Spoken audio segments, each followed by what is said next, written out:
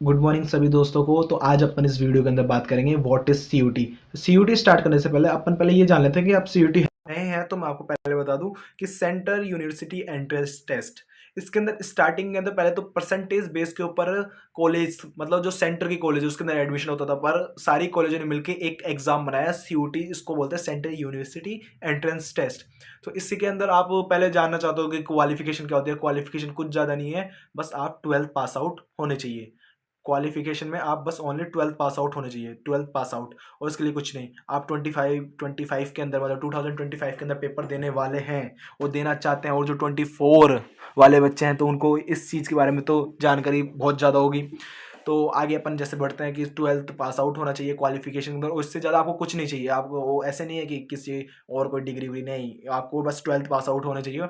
इसके आगे आते हैं एज लिमिटेशन के ऊपर। एज लिमिटेशन के अंदर भी कुछ नहीं है। एज लिमिटेशन नीट एग्जाम की तरह कोई 17-16 एज नहीं होती। इसके अंदर आप कोई भी बच्चा इसको पेपर को दे सकता है, बट वो ओनली 12th पास आउट होना चाहिए, only and only 12th pass out होना चाहिए।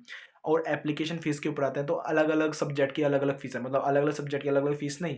इसका मतलब यह है कि आप कितने सब्जेक्ट चूज करते हो उसके हिसाब से फीस लगती है। पर 2025 के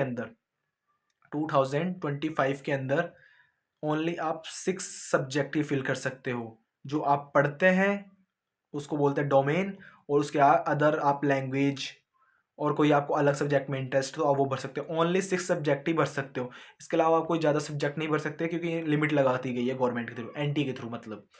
तो आप इसके अंदर देखोगे तो ओबीसी वाले की रेट अलग है, जनरल वालों की अलग है। इसने 3 सब्जेक्ट भरता है तो आपको कितने लगते हैं 750। अगर आप 4 सब्जेक्ट भरते हो तो आपके 1200 रुपये लगते हैं, 1200 रुपये लगेंगे। और आप 5 सब्जेक्ट भरते हो, ये गलत है। ये 2024 का और 2023 का डेटा है। और आप जो 25 का डेटा है वो आएगा, उसके अंदर आप 6 सब्जेक्ट ही भर सकते हैं, इसके अलावा आप ज़्यादा सब्जेक्ट नहीं भर सकते। उसी के साथ आप जैसे 4 सब्जेक्ट पढ़ते हो तो आपके 1200 रुपये लगेंगे। और मेरी मानो तो आप हो सके तो खुद जो पढ़ते हो और जनरल और इंग्लिश का टेस्ट जरूर फिल करें, फिर आपका सिलेक्शन पक्का है आराम से। पर आपको थोड़ा पढ़ना पड़ेगा, ऐसे सिलेक्शन पक्का नहीं है। और जो भी कोई पूछता है तो एग्जाम पैटर्न कैसा आएगा, एग्जाम पैटर्न का ज़्यादा हार्ड नहीं है, एग्जाम पैटर्न भी ईजी है। 13 लैंग्वेज, 20 ऑप्शनल लैंग्वेज, कंफ्यूज नहीं होना। 13 लैंग्वेज और 20 ऑप्शनल लैंग्वेज के अंदर ऐसे है कि आप इंग्लिश हिंदी आ गया, और जो एक कोई स्टेट वाइज जो लैंग्वेज होती है उसके अंदर भी आप फिल कर सकते हो जिस आप स्टेट से पढ़ते हैं। मतलब आपको बिहारी तो नहीं है, मतलब संस्कृत आ गई, हिंदी आ गई, जो अदर लैंग्वेज है जो स्टेट वाइज है उस आप उसको पेपर दे सकते हैं।